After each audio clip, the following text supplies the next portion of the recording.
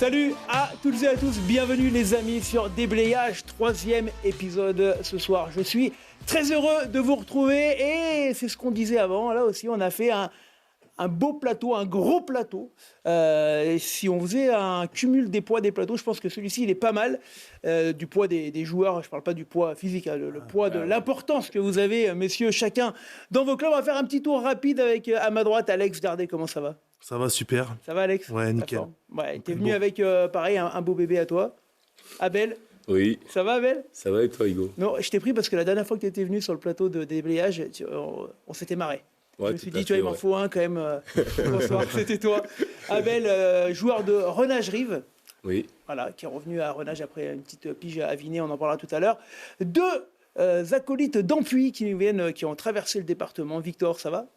Ça va super, ouais, merci. Et toi ? Bah ça va, je te remercie. Victor, demi-mêlée et ton coach, ex-anonéen et maintenant empuisé. Ça va, Pef ? C'est toujours un honneur d'être en face de toi, mon Hugo. T'es adorable. Alors, d'ailleurs, est-ce qu'on dit Pef, Pif, Paf ? Parce que j'ai vu plein de trucs sur Internet et c'est quoi le vrai... Ça dépend des régions où j'ai joué. En Auvergne, c'était Pif. Après, ça a été PF. C'est comme les chocolatines, pain au chocolat. Ouais, exactement. Donc, tu préfères quoi, du coup ? PF, c'est parti. PF ? Allez, on va dire PF. Et en face de vous, on a pris, là aussi, 3 beaux bébés. On va prendre le plus beau, d'abord. Charles-Adrien. Ça va, Charles-Adrien ? Ouais, salut Hugo, ça va, merci. Toi, tu as joué. Tu as été courageux hier, à l'inverse de ton camarade de droite qui, a priori, au dernier moment, n'est pas venu jouer Coco Durand. Ouais, c'est ça. J'ai laissé un peu la place à Charles pour qu'il puisse pleinement s'exprimer. Il a fait ça bien. Ça va, Coco ? Ça va, super, La merci. forme ? Très Bon, bien. et puis on était obligé d'inviter Dim, qui est déjà venu sur le plateau. Tu étais venu une fois ou deux, je sais plus, 2 fois peut-être déjà. 2 fois, ouais. Ouais, c'est un peu notre valeur sûre, Dim. Ouais, pareil. Dimitri Gibierge, ça va ? Ouais, écoute, pleine forme, bien Ouais. content. Bien content ? Ouais, Mais tu as on marqué un essai hier en plus. Ouais, bien Qui n'a aidé, pas été validé par la Fédé, puisque tu n'es pas officiellement crédité de l'essai. C'est ça. Bah, c'est grâce à Charles, encore une fois. C'est Charles qui est là. Bah, c'est parfait. Messieurs, voilà, ce plateau, on y reviendra tout à l'heure. On a plein de choses à vous dire. On a un programme encore qui est dans 1h30. C'est le temps à peu près d'un match. C'est parti. On va tout de suite attaquer avec la Régionale 3, les amis. Vous le savez, on commence avec les résultats et les classements.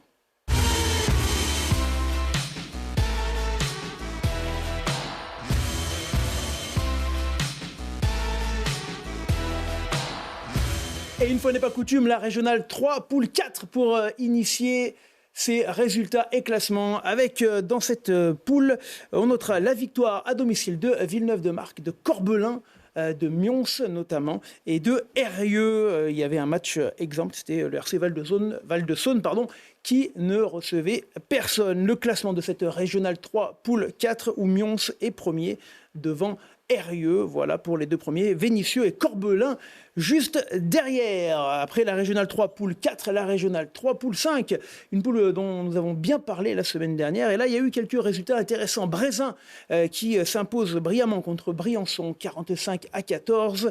Le forfait du CAM, c'est Saint-Jean-de-Maurienne qui est forfait à l'année, hein, vous le savez. Le Touvet-Pontcharrat qui continue son gros retour dans ce championnat puisque le club ne jouait pas l'an dernier. Victoire contre Royan Sport, 23-5. Et nos amis de l'Albinque que nous recevions la semaine dernière qui s'impose dans le derby à la Fraternelle de Moiran, 8-3. Je crois qu'on a la petite vidéo de la photo, parce que c'est la vidéo de la photo de la victoire. Voilà, c'est culte. Ils sont heureux, nos amis de l'Albinque, qui entament leur 2e victoire consécutive. L'Albinque aussi, on en a parlé, un club qui s'est recréé il y a quelques saisons. Le classement, s'il vous plaît, il est là, avec le Touvet-Pontcharrat, solide leader. On les recevra, je pense, début d'année prochaine, devant Brézin, Royan Sport, l'Albinque, Briançon derrière, la Frat et les Joyeuses, Saint-Paul-les-Romans, qui est pour l'instant 7e de ce classement. Voilà, allez, on a attaqué tout à l'heure par toi. Alex, on va commencer ta présentation détaillée, hein, parce que tu es quelqu'un que moi j'ai connu déjà il y a presque 10 ans maintenant, au tout début des LSD, lorsque tu étais jeune joueur, jeune espoir lancé dans le grand bain de Grenoble. On a ta fiche qui va s'afficher derrière nous, mais ta première licence, toi, Alex, de rugby, ta toute première. Ma première licence, c'est au Valence Sportif. Valence Sportif. Le Voilà, Roc VS. Non, pas le VS. Roc. À l'époque, c'était bien dissocié. Ah oui, il n'y avait pas d'entente. Ouais. C'est le Valence Sportif qui avait fusionné avec le Roc, qui a après fusionné avec la Voulte aussi. La Voulte, et après qui a fusionné avec Roman. Exactement. Ouais, c'est ça. Voilà. Donc tu gardes, c'est important quand même. Oui, c'est important. Les termes, parce c'est que, important. dans la région, c'est compliqué, c'est un sujet sensible. Valence Sportif, et je crois que Jean-Victor Bertrand, il était du Valence Sportif. Bien sûr. Également. Pistolero. Pistolero. Bien sûr. Alors après, du coup Après, je suis parti sur Montélimar, Montélimar. déménagé plus jeune, et ensuite parti au centre de formation au FCG en FCG. 2009. Tu avais du coup. J'avais 17 ans. Ah, mais t'es arrivé tard finalement au FCG. Oui, voilà. Ouais. Et le FCG, ça s'est vite conclu avec l'équipe première qui est arrivée assez rapidement. Oui, parce que après, les échelles, ça s'est supprimé, donc on est passé en espoir, et après, on savait bien matché avec Fabrice Landreau, qui m'a fait croquer quand même assez tôt, à même pas 20 ans. Donc Ouais. voilà. Ouais, c'était Fabrice qui t'avait lancé dans le grand bain. Il y avait les Coupes d'Europe et tout qui servaient bien à lancer les jeunes au début. Exactement. Et puis après le stage en Argentine, à 19 ans, j'ai attaqué en première à Clermont. À Contre Clermont. Clermont. Et la suite alors, Alex? La suite après, ça se passait bien. Après, j'ai pas été épargné par les blessures. J'ai eu un grave accident de voiture en 2015 qui a fait que physiquement, j'ai eu un peu des hauts et des bas aussi. Qui t'a abîmé les cervicales? C'est ça? Non, pas Non, forcément. les cervicales, c'était après, C'était, mais physiquement, ça m'a bien bourlingué, ouais. Et ensuite, après Grenoble, après 10 années passées, je suis parti 2 ans à Carcassonne, Ouais, en Pro D2. en Pro D2. Ça s'est bien passé aussi, mais après, j'ai fait le choix de retourner en fédéral sur la Seine-sur-Mer. La Seine. La Seine-sur-Mer, on est monté en Tu avais National retrouvé 2. Julien Caminati là-bas, non? Julien Caminati, oui, j'avais retrouvé Marc Andreu aussi. Bah oui. On avait une belle série. D'ailleurs, on avait joué un peu contre match à Vienne, je me contre souviens. Vienne, ouais, exactement. Et ensuite, la vie a fait que moi, j'avais une affaire sur Grenoble et je suis remonté sur Grenoble pour revenir sur Voiron. 2 ans, on a refait une série là, de jeunes crabos et Réchel. On Avec, s'est retrouvés Bibi. avec Bibi Ferruy, notre entraîneur en jeune. Et une année à Saint-Marcelin, où on fait la montée en Fédéral 2. Et là, maintenant, entraîneur-joueur à Rivrenage. Voilà, on est à la fin de l'émission. Tu as mis le parcours entier, merci. Non, maintenant, entraîneur-joueur, tu fais les deux?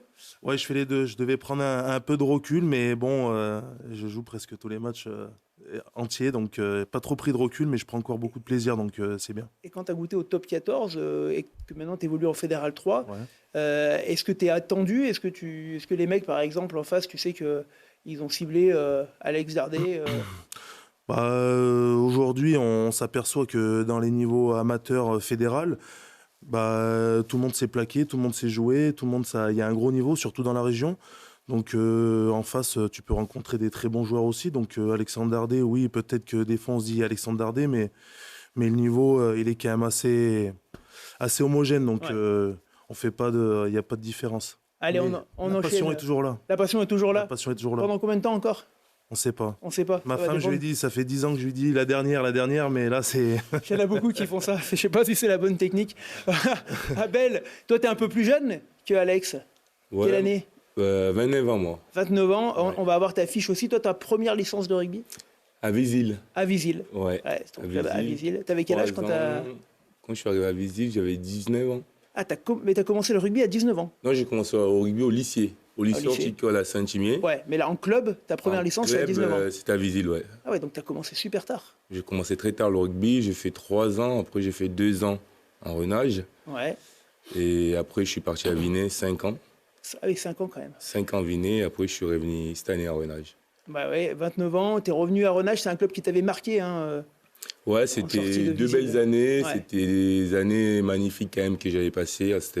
Quand j'étais là, on avait fait des belles phases Avec finales. Valérie qui t'avait On lancé. avait loupé quelques points pour pas grand-chose Pas grand-chose. à cette époque-là. Et voilà, je voulais aussi revenir. Et après, j'avais fait un autre choix cette année. C'était un choix stratégique que j'avais fait cette année.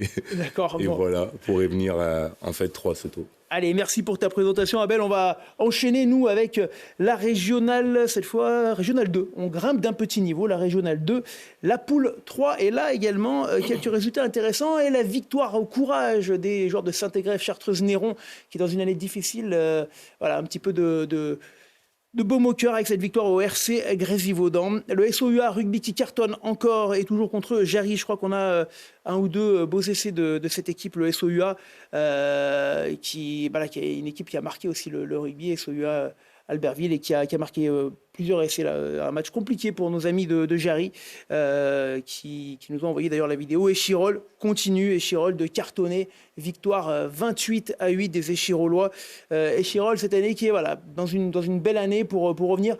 22 joueurs, 20 joueurs formés à Échirol, et une volonté de remonter les la hiérarchie du rugby avec une équipe composée de jeunes issus de la formation. Bravo à Échirol qui s'impose contre Mété 28-8. Le Maule n'a pas pu pratiquer sur son terrain et a vu son match reporté contre Iso. Le classement de cette poule 3 de Régional 2. Ah, on me dit qu'on a un reportage, parce que Iso n'a pas joué, mais s'est entraîné. Merci Kylian. Et tu étais d'ailleurs à l'entraînement, je l'avais oublié celle-là. Effectivement, mais elle n'était pas dans le PIP. Ah si, tu me l'avais écrit à la main. Voilà, c'est faute à moitié. Kylian était en reportage du côté de Iso, il était retourné sur ses terres pour filmer le renouveau d'Iso. Iso qui jouait encore en Fédéral 3 il y a quelques saisons, qui maintenant évolue en Régional 2 et qui repart pour une nouvelle aventure.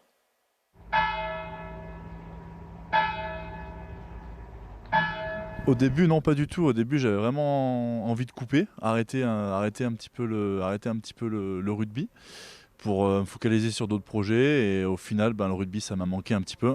Et là, je suis bien revenu et une bande de copains qui a voulu rattaquer. Et du coup, je me suis dit, allez, je vais remettre les crampons. Que finalement, même la R2, il y a quand même des belles équipes, comme l'équipe qu'on a jouée ce week-end, par exemple. Ça tapait. Lundi matin, ça continue à faire mal malgré tout. Donc, un peu surpris même du niveau des équipes qu'on affronte. Mais déjà, on essaie vraiment dans un premier temps de se structurer. On aimerait monter en R1. Mais on y va match après match et l'objectif, oui, il est là, c'est sûr.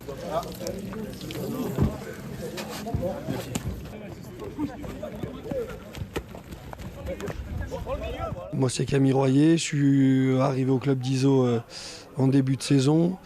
Ce qui m'a intéressé dans le projet, c'est qu'il y avait un gros noyau de jeunes qui galéraient depuis quelques années. C'est vrai que les 2-3 dernières années ont été un petit peu compliqués pour le club au niveau des résultats.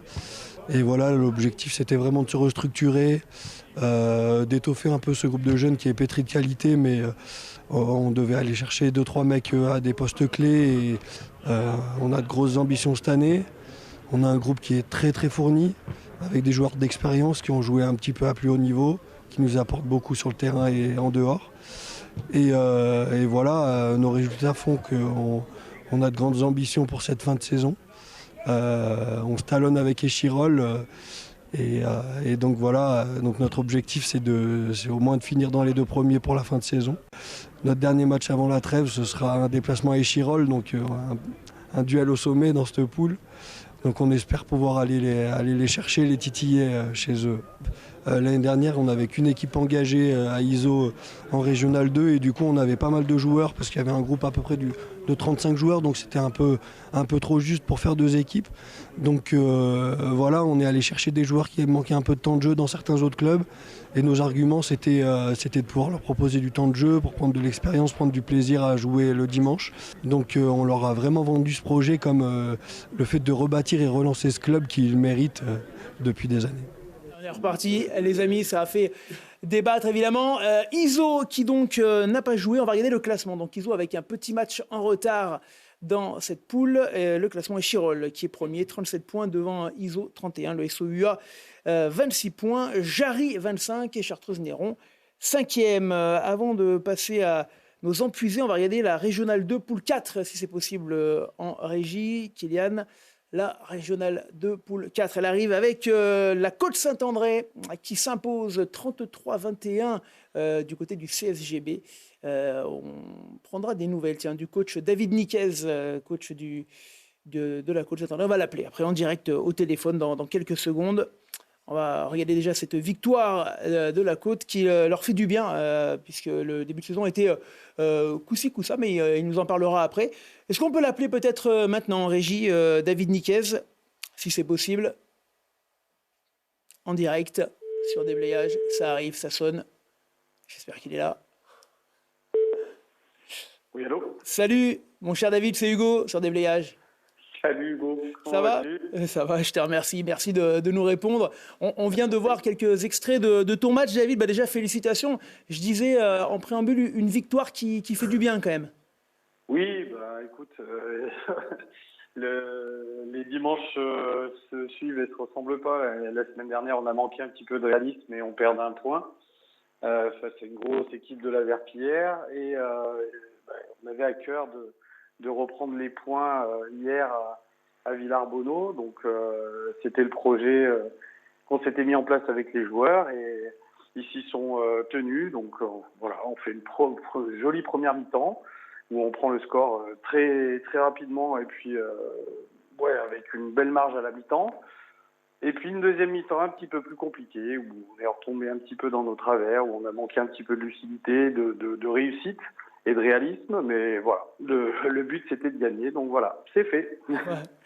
Dave, tu avais un parcours atypique, on t'avait reçu sur Déblayage à l'époque, tu es dans le staff de l'équipe de Suisse de rugby, tu es analyste vidéo de Nîmes en National 2 et coach du coup de la Côte Saint-André. Dans ton parcours, tu as été notamment à Grenoble et à Cessin que tu avais fait monter en Fédéral 3 il y a quelques années. Donc on va dire que tu as une bonne connaissance des différents niveaux. Et là, tu découvres ou tu redécouvres la Régionale 2. Comment tu situes un petit peu ce niveau ? Est-ce qu'il a bougé un petit peu dans le temps ?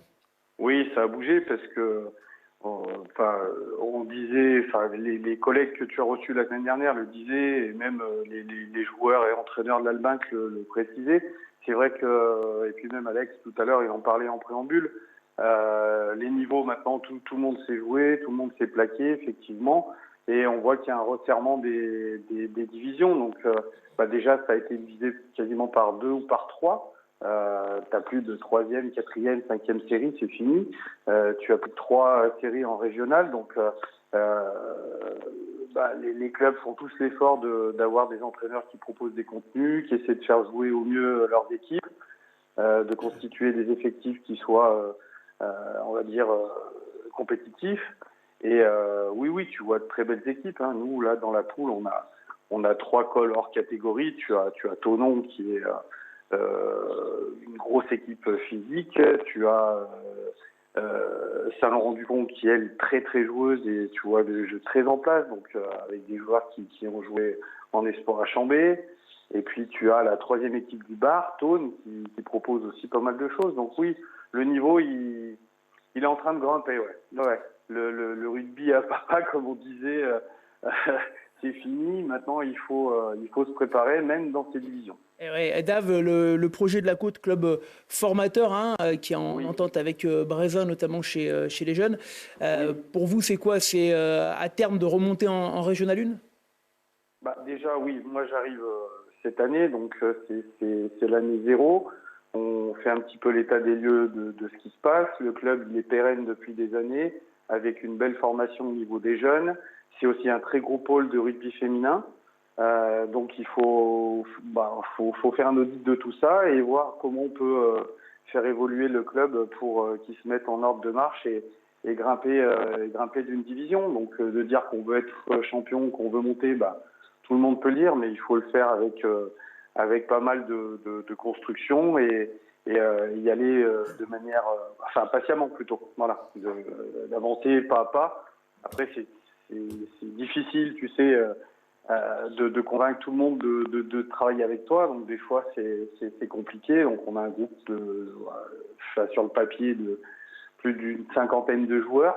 Ouais. Après, comme les absents, un peu moins. Avec les fantômes, t'en as un peu moins, effectivement. Mais on propose 2 équipes, nous, et d'ailleurs l'équipe réserve, elle marche plutôt bien. Elle est première de poule. Elle a perdu un seul match. Donc c'est plutôt intéressant. Donc c'est une base de travail qui est intéressante. Les joueurs ont des qualités.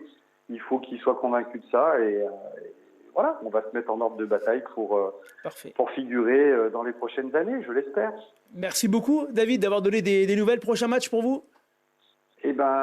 C'est dimanche prochain et on va à l'Aravoir. L'Aravoir. Écoute, bon courage pour ce déplacement et on espère te recevoir bientôt. Ciao, David. Avec plaisir, salut. Merci. Donc David Niquez, qui est coach de la Côte. On va retourner sur les résultats de cette poule pour voir que l'Avenir 15 s'impose face à l'Aravoir, que le RC Thonon s'impose, que Varassieux s'impose à la maison et que Chartreuse Saint-Laurent-du-Pont fait match nul à l'extérieur. Le classement de cette poule 4 de Régional 2. Thonon leader devant Saint-Laurent-du-Pont, le RC Chartreuse. La Côte Saint-André est 5e. Le CSGB et Silan ferme la marche de cette poule 4. La poule maintenant 5, s'il vous plaît, de Régional 2 pour clôturer avec ce niveau de jeu la poule 5 qui arrive avec les résultats qui arrivent. L'Arcole qui s'impose devant le Col Rugby 12-7. La Cévennes qui s'impose devant le Pont-de-Cherruy 20-18. Ambérieux à la maison également. Le RC Vel de Saône contre l'Étoile du Bugey. Et Firminy qui s'impose aux Côtes d'Arrêt 14-10 avec quelques photos là, des Côtes d'Arrêt qui arrivent. Les Côtes d'Arrêt voilà, qui malheureusement pour elles s'inclinent à la maison. On va regarder le classement, s'il vous plaît, de cette poule avec l'Arcole, premier devant Ambérieux, le Col, Firminy, Vel, Pont-de-Cherruy, l'Étoile du Bugey et les Côtes d'Arrêt. Voilà, la Cévennes et le Pays de l'Arbrelle ferment la marche. Voilà ce qu'on peut dire pour la Régionale 2. Maintenant, messieurs, on va tester un petit peu vos connaissances en rugby avant de vous présenter toutes et tous, enfin tous surtout en l'occurrence. On va prenez vos téléphones, s'il vous plaît, c'est le jeu bien sûr de déblayage. Pour le jingle.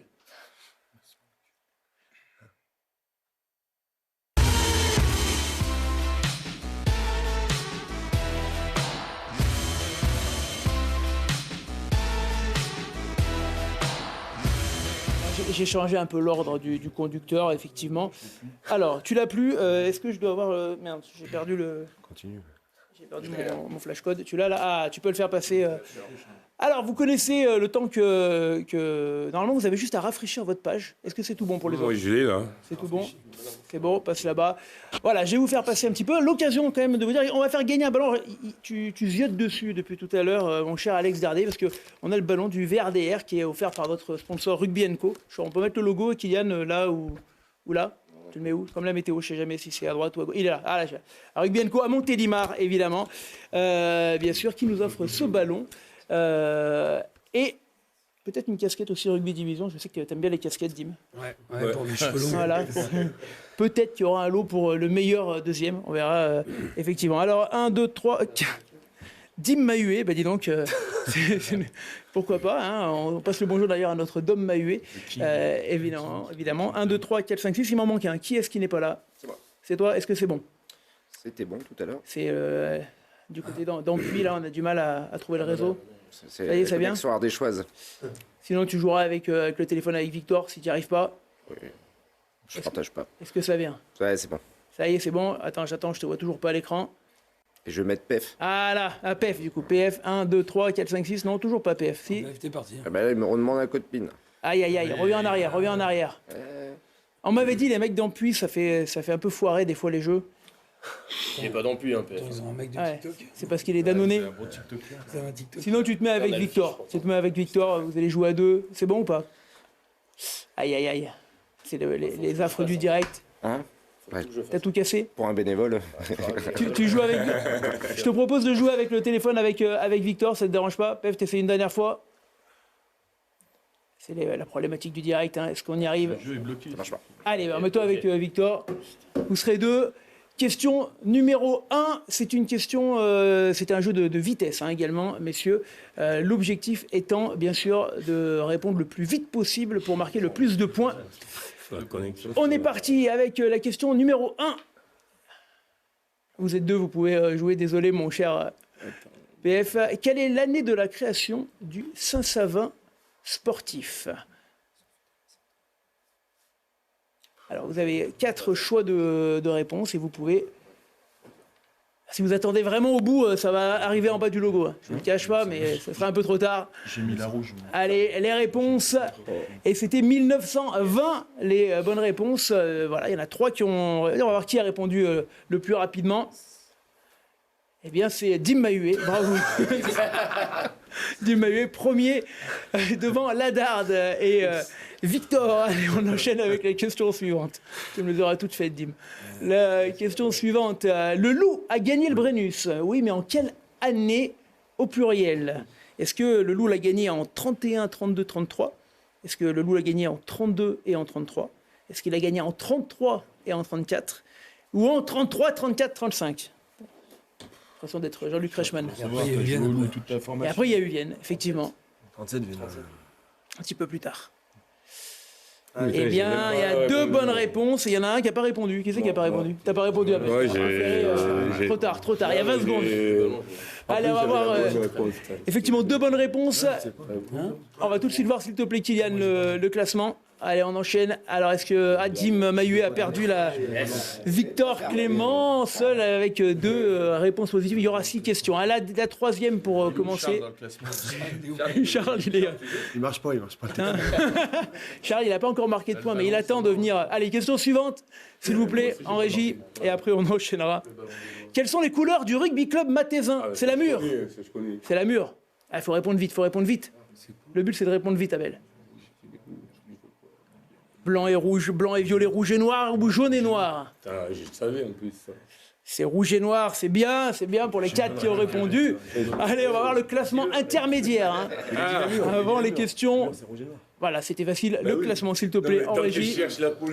C'est la Darde avec 1777 points qui reprend l'avance devant Hadim Mahué et Victor Clément. Et Charles qui apparaît, voilà, dans le classement. Allez, on reviendra au jeu tout à l'heure. C'est toujours marrant de voir un petit peu de... Allez, justement, Pierre-François, t'as pas pu jouer, mais on va te présenter, tu vois, t'as pas tout perdu. Pef, on a ta petite fiche à toi. T'as été ta première licence de rugby, toi, la toute première. C'est à l'âge de 4 ans et demi. Au Martre de Verre, juste à côté de Clermont-Ferrand. Merci de préciser. Du coup, t'es auvergnat. Je suis auvergnat, pure souche, né à Clermont-Ferrand. Et auvergnat, il était vraiment avec toutes les caractéristiques des auvergnats ou... Non, parce que t'es venu avec une belle bouteille. Donc t'es un demi-auvergnat. Ouais. C'est vrai. Ouais, c'est vrai. Il y a 3 ans ou 4 ans. T'étais aussi venu avec une belle bouteille. Avec des belles bouteilles. Donc on va dire que t'as que les qualités des auvergnats. L'auvergnat, comme il l'apprécie, il est généreux quand même. Ça, c'est bon ça. Vas-y, raconte-nous un peu ton parcours de joueur. Formé dans un petit club sympa à côté de Clermont-Ferrand. Et après, en minime jusqu'à Espoir, j'ai eu la chance d'intégrer l'ASM Clermont-Auvergne. Et où je les ai quittés sur un titre de champion de France Espoir. Donc on était sur une belle génération, 2006. Donc c'était au Stade de France, du coup, tu avais une finale Non, là c'était contre Brive à Ussel. Tu vois, ça manque un peu moins de glamour quand même. Je pense que tu as enlevé de rideau, non? Hein? C'était pas enlevé de rideau alors? Non, c'était les cadets à l'époque. Ah, c'était les cadets. Ouais. Et là, Espoir, non, t'es sur terrain neutre. Ouais, terrain neutre. Donc contre les Coujoux. Et puis après, j'ai rejoint un club de Beaurepaire en Fédéral 1 à l'époque. Ah oui, j'avais 22 ans, 23 ans. C'est une année où il y a le CAS aussi en parallèle qui m'appelle. Il y avait un joli projet au CAS. Ça me rapprochait, j'avais mes études à terminer. Le CAS, donc à Saint-Étienne? Ouais, Saint-Étienne. Ouais, à l'époque, qui était en Fédéral 1 aussi? On était en Fédéral 2, objectif de monter en Fédéral 1. Et d'ailleurs, en 2 ans, il y a eu Fédéral 2, Fédéral 1, Pro D2. Et Pro D2, ouais. Avec le frère de Charles. Adrien. Et ensuite, je suis parti au CS Annonay, où là, j'ai fait exactement une quinzaine d'années avec une petite pige de 2 ans à Givors. Et puis... Là, tu as terminé ta carrière de joueur, où tu jouais quoi, 10, 15? Ouais, c'était ça, c'était les 2 postes. J'ai même découvert à 35 ans qu'on m'avait fait jouer 9, c'est la première fois, mais bon, tu t'en souviens.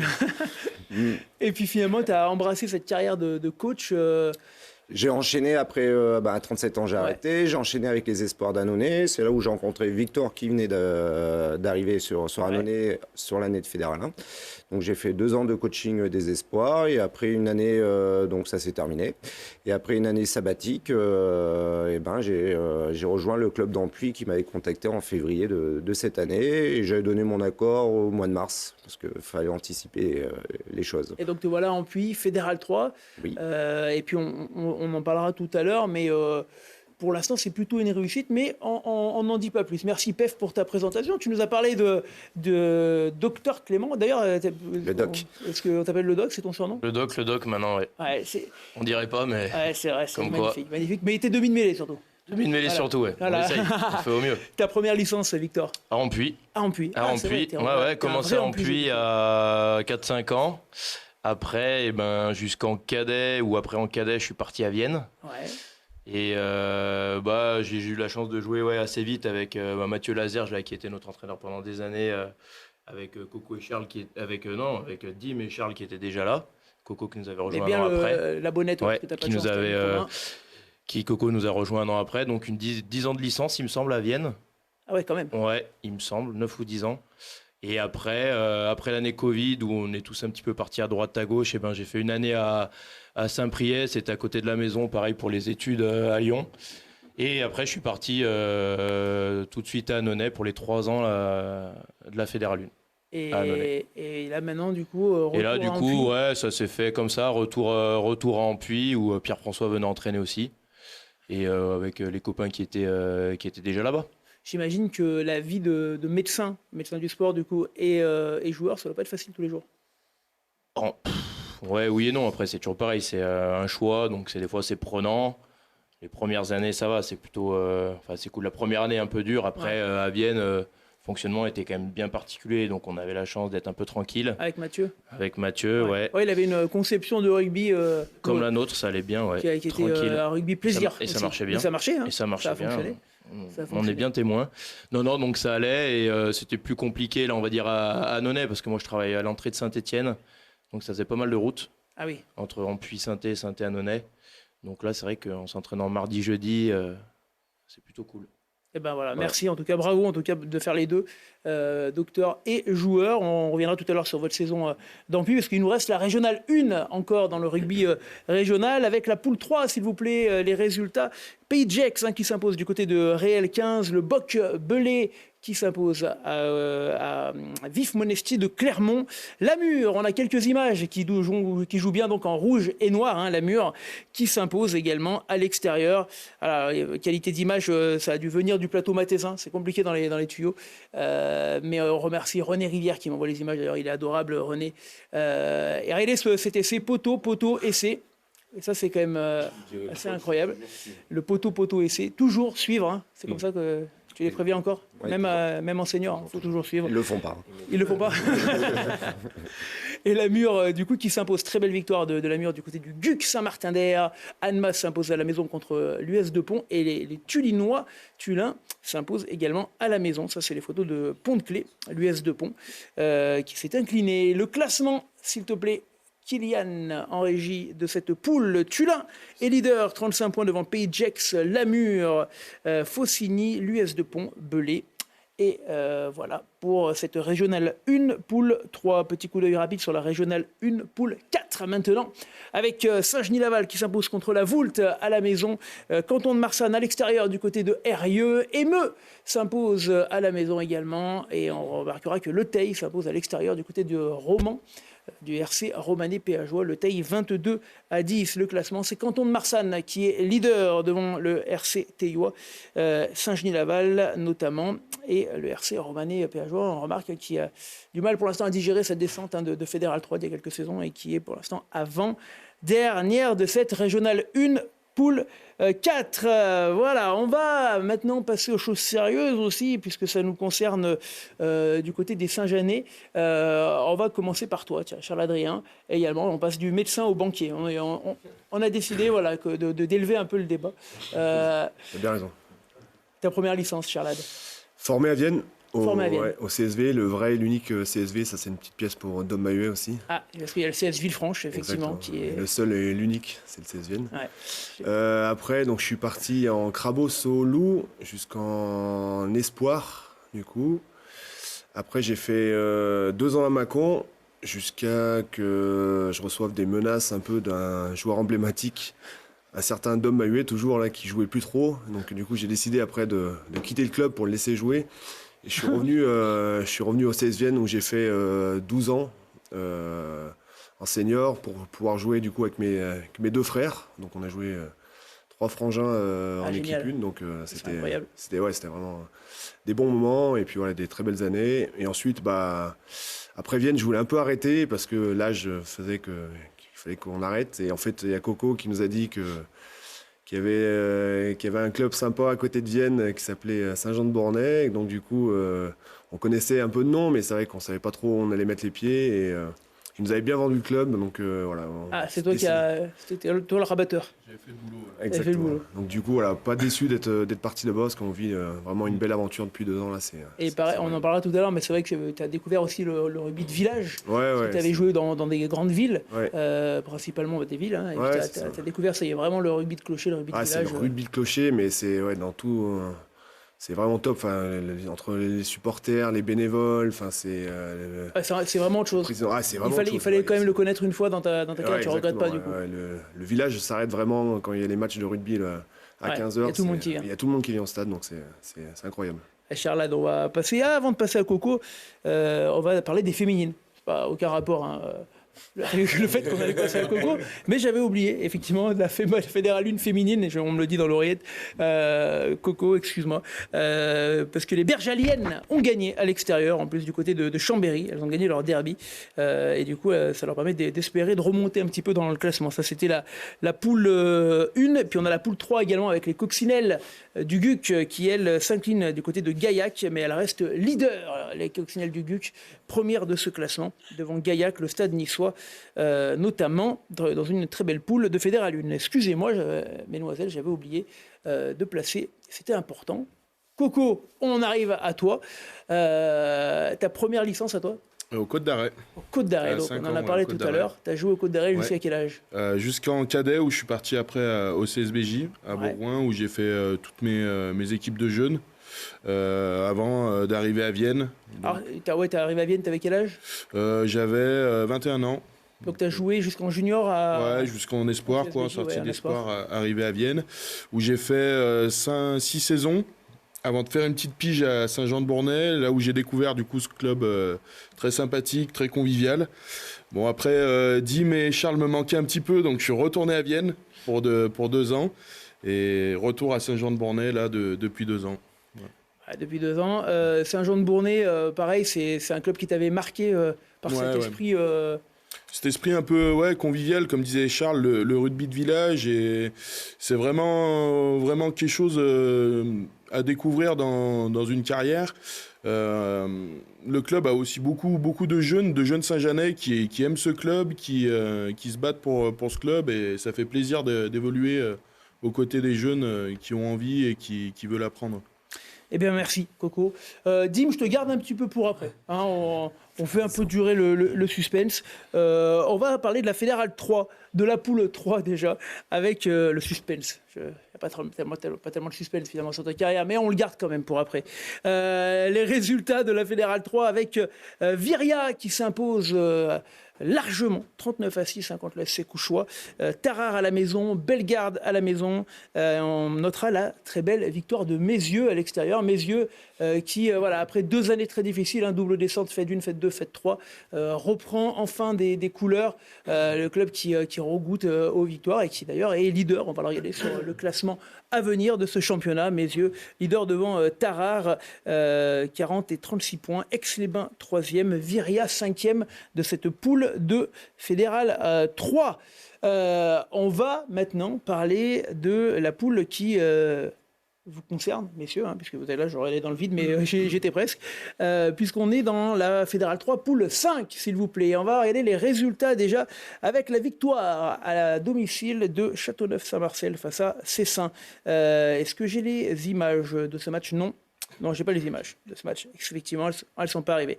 L'Asmida s'impose 23-19 face à Beaurepaire. Beaurepaire qui était pas loin de remporter le derby là, et qui, malheureusement, pour l'instant, ne marque pas les points pour valider les bonnes choses. On recevra bientôt d'ailleurs le coach Chenavier qui viendra nous voir ici. Bassin de Crussol s'impose à la maison contre Rodia.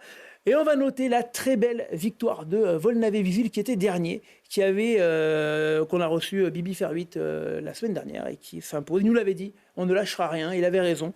La remontada ou pas pour Visil-Volnavé qui s'impose contre Tournon, c'est pas n'importe quel club, 20-13 à la maison. Et maintenant on va passer au match qui nous concerne. Ampuis premier recevait du coup Renage. Alors pendant qu'on voit quelques images d'échauffement, je vais déjà te demander à toi, Pierre-François, PF, les objectifs que t'ont donné les dirigeants d'Ampuis quand tu es arrivé. Alors c'était le premier objectif, c'était de renforcer l'effectif.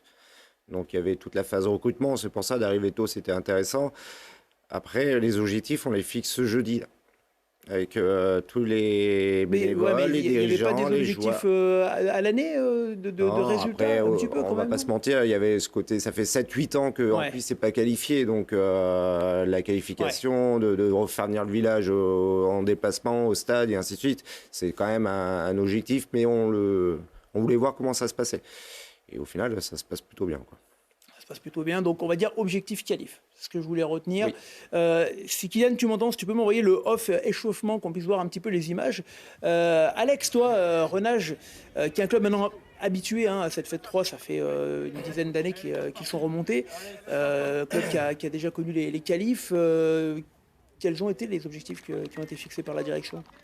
Les objectifs, ils ont quand même été assez clairs avec l'avenue de Abel. On a fait quelques bonnes recrues donc, qui faisaient entraîneur-joueur. C'est vrai qu'on a envie d'accrocher une place on a envie d'accrocher une 5e place, une place qualificative pour faire au moins un barrage. Donc la qualif. Voilà, la qualif, voilà. Ouais. Tu as dit avec la venue d'Abel, ça veut dire qu'Abel, tu n'as pas de pression sur les épaules, tu es la recrue qui doit qualifier Renage, si j'ai bien compris.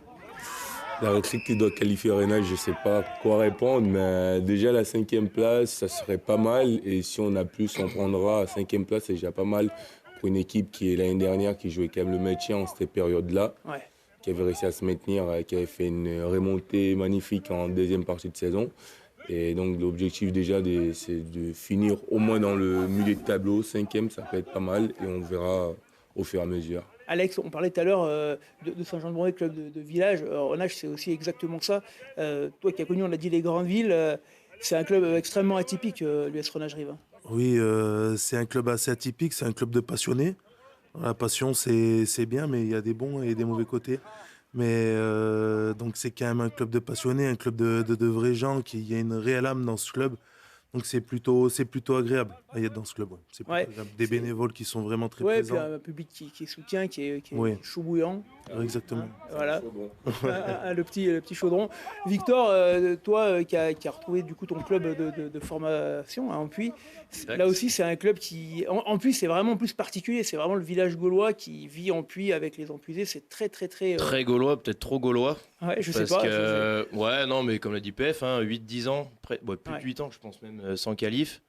Donc l'objectif, ouais, de faire revenir du monde au stade aussi. On a tous un peu les mêmes profils de clubs, que ce soit Saint-Jean, Rive, Ouais. Ampy, il y a quand même encore pas mal de clubs comme ça. Et mine de rien, sur les petits villages, nous de moins de 3000 habitants, c'est sûr que la vie tourne un peu autour de ça. Donc c'est important de porter haut les couleurs d'un club finalement moi, pour lequel j'ai jamais joué en senior. Ben voilà, donc Voilà. c'est magnifique. Et tu nous as ouvert, PF, les vestiaires. Donc on va avoir quelques images du vestiaire d'Ampuy, tourné par Kylian. L'épaule aux cuisses, et ça claque, et ça fait tomber. Ok?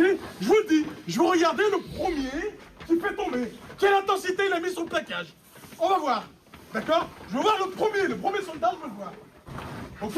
Lui il va mettre l'intensité, tout de suite derrière, je veux les autres. C'est juste ça, prenez du plaisir. Il pleut pas, le ballon il est sec, on peut jouer au rugby. C'est ça notre force. C'est ça notre force, allez, prendre du plaisir. Prendre du plaisir, tout le monde. Allez les gars! Allez, ensemble. 1, 2, 3. Les gars, on se fait pas chier maintenant. Et on se fait pas emmerder dans les racks en fait, derrière ils étaient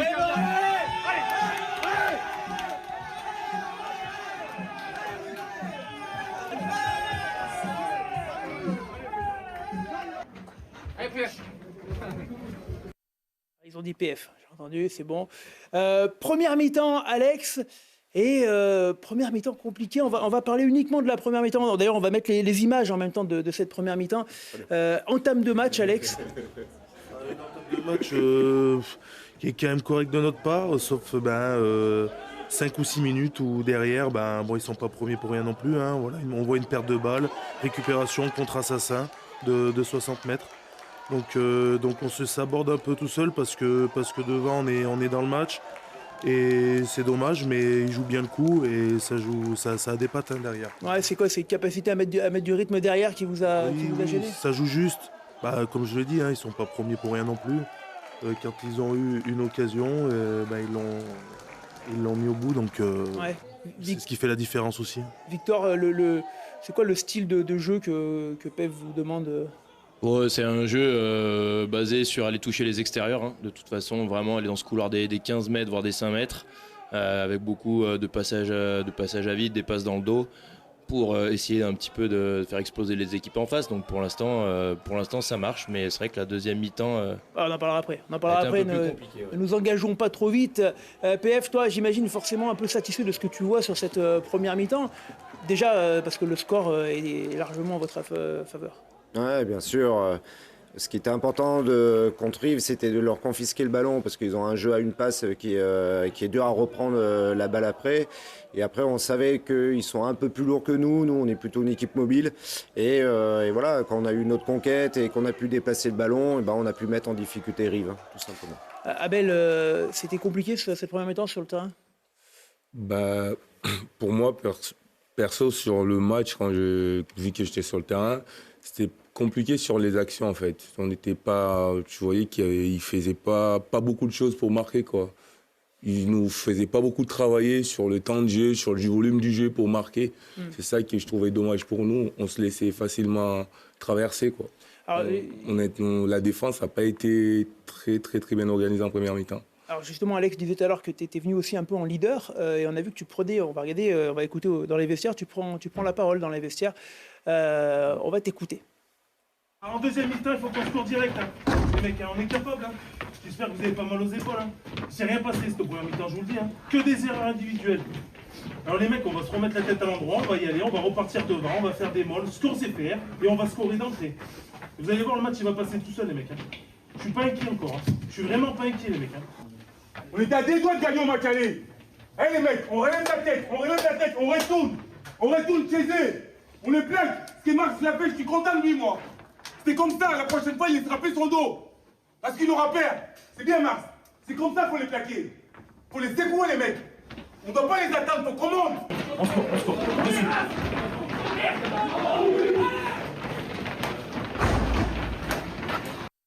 Et alors là, on n'a que la première partie du vestiaire parce qu'après, la porte s'est fermée et le ton est un petit peu monté, Alex, je crois. Ouais, vraiment fort. Non, là, c'était calme. Tu parles de clubs atypiques, de clubs avec des valeurs, un peu du cœur et tout. C'est vrai que nous, c'est un peu notre fond de jeu. C'est vrai qu'on n'a pas le rendement qu'a des grosses séries. Ça joue derrière, stratégie et tout. Nous, c'est vrai qu'on joue vachement sur le combat, sur ça. Alors, c'est quand même assez réducteur. Et la preuve, face aux grosses séries, parfois, c'est un peu compliqué. Mais donc là, il y a eu quand même un moment de... Oui, il a fallu se resserrer. De toute façon, à 27-5 à la mi-temps, il faut qu'on se dise un peu les choses. Ouais. Alors, on va voir les images de cette seconde période. Et là, Abel, ça va quand même mieux. C'est-à-dire que vous tenez beaucoup plus le ballon et vous enlevez la possession à Ampui. C'est ce qu'on a demandé à la mi-temps, parce que nous, on se rend compte que quand on a le ballon, on fait toujours les choses bien. On met toujours les équipes en difficulté, on avance toujours. Donc c'était mieux qu'on garde le ballon. Et parce qu'en première mi-temps, des fois, on tapait trop au pied. Et là, en deuxième mi-temps, on a vraiment gardé le ballon, même dans notre camp, même souvent même trop. Il fallait même taper des fois, mais on a quand même gardé, on a fait des choses justes. On est revenu au classique surtout. Et c'est ce qui, au rugby mondial, c'est toujours pareil, même en amateur ou partout, des fois, il faut revenir dans des choses qui marchent. Et voilà, on a remis la marche en avant et dommage. Ça fait du bien quand même de retrouver un peu les valeurs. PF, ils vous ont supprimé les ballons quand même un peu en deuxième période, non? Ouais, c'est ça. Notre conquête a été moins bonne. On s'est débarrassé un petit peu de quelques ballons sur des jeux au pied pas très bien sentis. Et voilà, et on se retrouve exactement sur le même scénario que le match aller, où on avait plutôt dominé la première mi-temps, où on avait pris le score facilement, et ils nous avaient remonté. Et automatiquement, dans notre fédéral, dès qu'on ne domine pas la possession, il y a les arbitres au milieu qui font qu'on se retrouve vite pénalisé, parce que soi-disant, ils avantagent les équipes qui dominent. Mais ce qui s'est passé, on prend 3 cartons en deuxième mi-temps. Et Victor, tu l'as ressenti aussi, cette deuxième mi-temps, où les choses... finalement, heureusement que vous aviez un peu cette avance quand même acquise à la pause. Ouais, on a de la chance cette année. Alors, enfin de la chance. On attaque souvent fort les matchs. Et on va à la fin du match. Mais non, on attaque bien les matchs. Et en général, c'est vrai qu'on a souvent les 40-50 premières minutes pas mal d'avance où on arrive un peu à gérer. Deuxième mi-temps, on n'a pas eu beaucoup le ballon. On a dû faire 2 ou 3 séquences offensives. Donc ça a été très compliqué dans les duels parce que devant Rive, ça reste une équipe très très solide. Et on n'a pas vu le ballon en deuxième mi-temps et on arrive à être quand même assez solidaire pour tenir à faire des grosses séquences défensives. Et le match avance. Et au final, on arrive à s'en sortir sans être trop en danger par rapport au score, parce qu'heureusement, le score était fait en première mi-temps. Mais ça peut ne pas passer à chaque fois les matchs comme ça. Hein. Alex, déception du coup, mais atténuée quand même par cette deuxième mi-temps où tu dois trouver du positif pour tes joueurs. Oui, il faut trouver du positif. Après, on le sait que nous, c'est notre force, c'est ça. Mais on ne peut pas continuer là-dessus. On voit qu'aujourd'hui, notre poule de Fédéral 3 elle est vachement homogène. On voit un Visil qui est capable de taper un tournant. Quand on va regarder le classement tout à l'heure, on va voir qu'on n'est pas à l'abri d'une remontée. On y va le 11 janvier. Donc on ne peut pas jouer que là-dessus. Aujourd'hui, il faut qu'on arrive à franchir ce cap de la stratégie, arriver à mettre des choses en place, ce qui est compliqué aujourd'hui. PF, le début de saison, il est quand même assez fabuleux. C'est quoi, une défaite ? Oui, avec le bonus défensif à Tournon. À Tournon en plus. J'imagine que tu t'aurais signé sans problème pour arriver là. Ouais, et j'arrête pas de dire à Ampli, faut pas normaliser ce qui est en train de nous arriver. C'est pas anodin. Ah ouais, on est en sur-régime presque, tu penses ? Non, loin de là. Il y a plein de travail encore à effectuer, à perfectionner et ainsi de suite. Mais heureusement. Ouais. Parce qu'aujourd'hui, on sait que la qualification, on n'en sera pas loin, mis à part Hécatombe ou des choses comme ça. Mais on a du travail jusqu'au mois d'avril. Mais à l'instant T, tout ce qu'on a pris, c'est mis dans le garage, quoi. Hein. On va regarder le classement justement pour voir ce que nous disait tout à l'heure Alex. Vous êtes donc leader avec 39 points devant Tournon, 34. Défaite quand même surprenante de Tournon à Visil-Volnavé, qui prouve d'ailleurs que cette équipe de Volnavé-Visil va en accrocher plus d'un, puisque c'est une équipe de guerriers. Bassin Crussol 3e, C5 4e. Et on voit en bas de classement Beau Repère avec un match en moins avant-dernier, et Volnavé-Visil qui pour l'instant est dernier, mais qui a fait deux victoires en 3 matchs et qui revient vraiment bien dans cette Fédérale 3 poule 5. On va passer également au gros morceau maintenant de la Fédérale 2, puisqu'on va, messieurs, s'intéresser à la poule qui vous concerne, avec notamment... c'est d'abord l'autre poule. Non, c'est bon, c'est la bonne poule. Excusez-moi, j'y arrive plus. Avec Lons-le-Saunier qui s'impose du côté de Rieux, 28-16. Andrézieux, les joueurs de Philippe Buffevant, je crois qu'on doit avoir les images de Andrézieux. Andrézieux qui s'impose à la maison et qui va marquer des points importants pour la suite de la saison. Philippe Buffevant, l'ancien coach que vous avez eu du côté de Vienne pendant 1 ou 2 saisons, ou peut-être même plus d'ailleurs. 3 ans quasiment, s'impose à la maison contre Saint-Claude 22-16. Le SO Voiron, lui, s'impose dans la difficulté, mais s'impose du côté de la Tour du Pin, et une victoire qui va faire du bien aux Voironnais. Ils avaient besoin d'aller se rassurer, et à l'inverse, une défaite qui va faire du mal aux Turipinois, et qui vont devoir s'accrocher dans ce bas de classement. Voiron s'impose 27-20 du côté de la Tour du Pin. Voilà, donc on voit les images un petit peu lointaines c'est pas les bonnes images. C'est pas du tout les bonnes images. Kylian, tu m'en as fait une belle là. Qu'est-ce que tu m'as envoyé là? Ouais, mais c'est pas les bonnes. C'est Kylian, on a dit que la moindre erreur c'était Kylian. Est-ce que tu peux nous envoyer les images du SOV, s'il te plaît, Kylian? Je gère pas le côte-rôti. Ah, alors on viendra à Voiron après. Pas de souci. La Bièvre s'est imposée 35-20, et la Bièvre, toujours invaincue dans ce championnat. 35-20, en ayant toujours fait un petit peu tourner son effectif. Laurent Millon nous expliquait. Il a un groupe de 35 joueurs pour l'équipe 1 et il les fait tourner assez régulièrement. Donc la Bièvre qui s'impose encore à la maison. 35-20, voilà la photo de la victoire de la Bièvre. Saint-Priest, et là aussi on a les images, s'imposent contre Saint-Savin. 20-16, les Saint-Savinois. C'est bon, c'est les bonnes images, on a vérifié les maillots. Saint-Priest qui s'impose à la maison 20-16 contre Saint-Savin. Voilà, une victoire aussi importante pour la suite du championnat. On verra dans le haut du classement. Les Saint-Savinois, attention, une équipe qui s'accroche également beaucoup, qui avait fait tomber les Voironnais notamment à domicile. Est-ce qu'on a retrouvé les images de Voiron, Kylian, en régie? Non, on les retrouvera peut-être tout à l'heure. Alors on va passer à Saint-Jean-de-Bournay. Alors on parlait de cette fameuse ambiance. Moi j'ai eu la chance de venir vers midi et je suis tombé sur l'accordéon et le DJ. Je sais pas si on a quelques images. C'était ambiance musette. Ça nous a mis dans l'ambiance. T'as les images qu'il des fois peut-être derrière. Voilà. C'était, alors il y a tout. Il y a la chenille, l'édio, l'accordéon.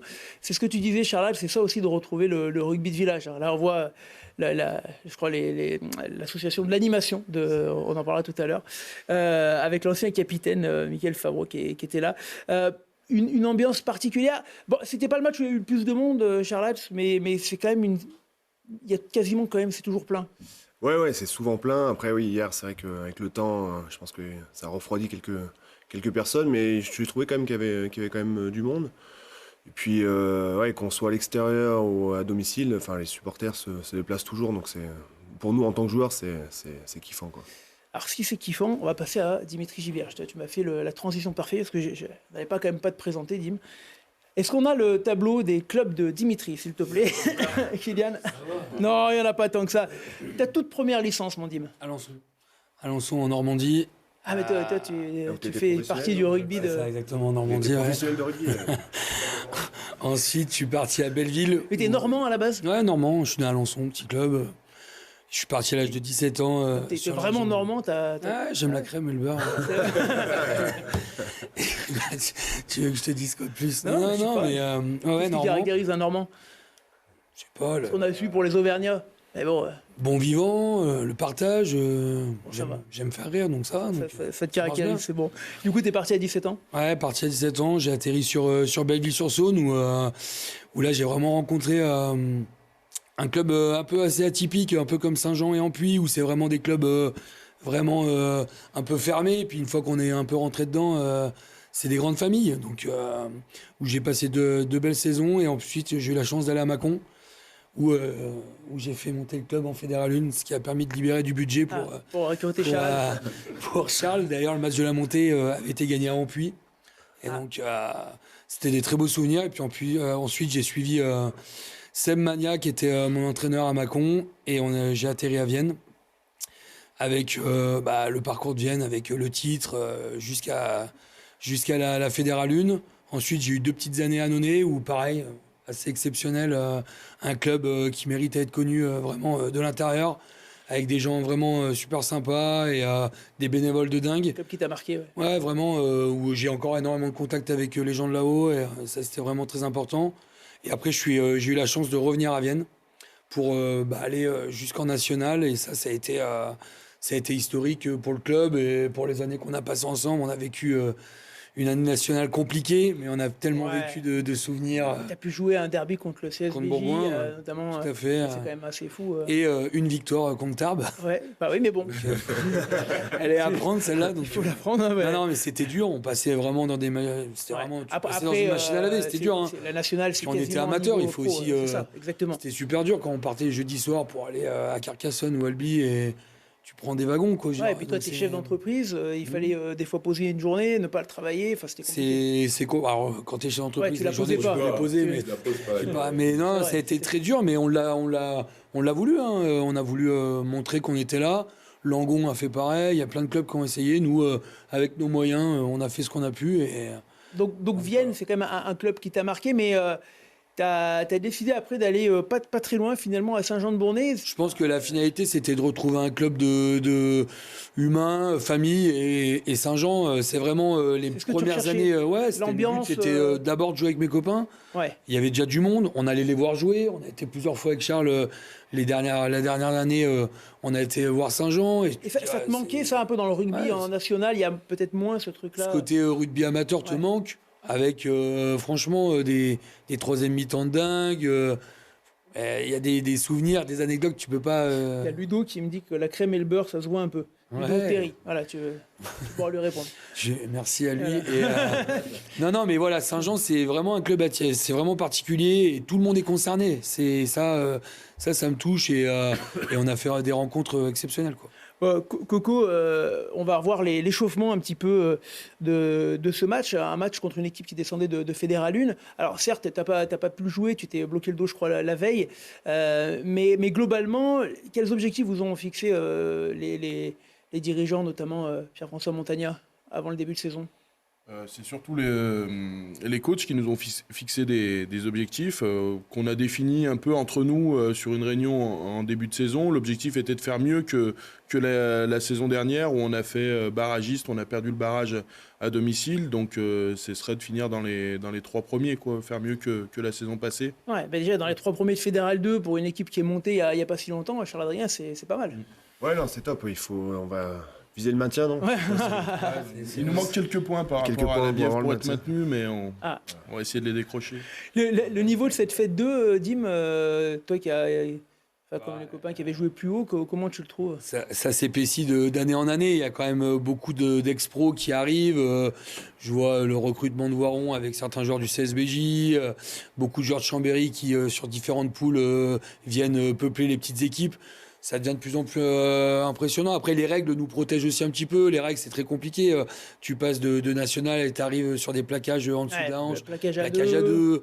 Ouais, voilà, il y a c'est quand dur, même. hein, c'est particulier. Nous, on aimait bien quand même se cacher dans 2-3 petits trucs. Là, tu peux pas, quoi. Donc, non, le niveau est de plus en plus élevé. Donc, après, il faut s'adapter. Il y a des arbitres qui laissent jouer, d'autres un peu moins. Donc, mais ça va. Tu as le bonjour de David Vauden, qui dit que tu es luisant. Mon cher Kylian, amène un portion. Comme d'habitude, je remercie tous les coachs qui nous ouvrent les vestiaires et là, Jérôme et Trott nous ont ouvert le vôtre. Donc, on a pu rentrer en immersion dans un avant-match et c'est ce qu'on aime, c'est vous faire ressentir ces avant-matchs de R3 comme la semaine dernière ou de Fédéral 2 comme celui-ci. Ça passe par être solidaire, être vaillant. C'est le b.a.-ba, ça me fait chier de le rappeler. Mais voilà, il faut qu'on se prépare à ça. Les conditions, elles sont pas top. Aujourd'hui, si on ne met pas ça, tout le reste qu'on fait très bien, ça servira à rien. Ok les gars, on a bossé des choses depuis 2 semaines, qu'on maîtrise plutôt bien. Faut qu'on tienne ce putain de ballon. Si à un moment on mène au score, on commence pas à rendre les ballons dans ces putains de zones, on les garde, on pose notre système, on les pousse à la faute, on tient le ballon, on va en touche. Et on les... C'est pas 2 cm de bruit qui vont nous empêcher de jouer. Le ballon il est bien. Mais voilà, la seule chose qui peut nous empêcher de jouer, c'est nous. On sait pas jouer, hein. On a pas de star dans l'équipe, hein. C'est plutôt un collectif, hein. Ok?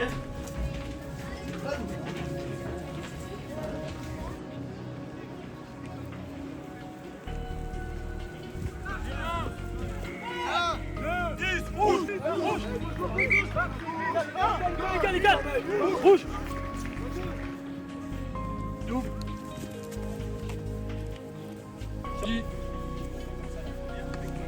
Fort, allez, tout en plus. Chose de sens. 2, 3, 4, 5. 1, 2, 3, 4, 5. Allez, Jojo, allez, Matt, allez. 1, 2, 3, 4, 5. Tout de suite, je vous dis, ça va être long. Faites-nous mentir. Faites-nous mentir avec Thomas. On a un putain de banc, on peut tous se filer comme des porcs. Mathéo quand il rentre, Max quand il rentre, faut tout apporter. C'est maintenant qu'il va falloir circuler. Je garantis que les mecs, si on croit en nous, on peut faire de très grandes choses. Par contre, si on y fait tout à moitié, on va se faire rouler dessus.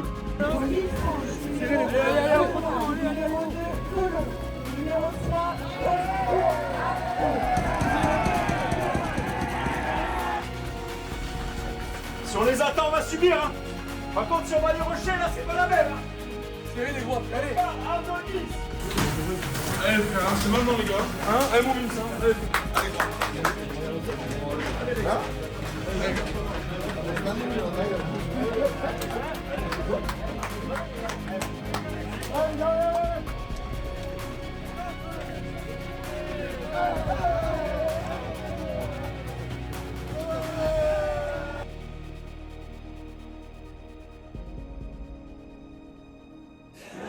Charles-Adrien, une première mi-temps qui commence plutôt bien. On vous sent assez concentré dans ce match.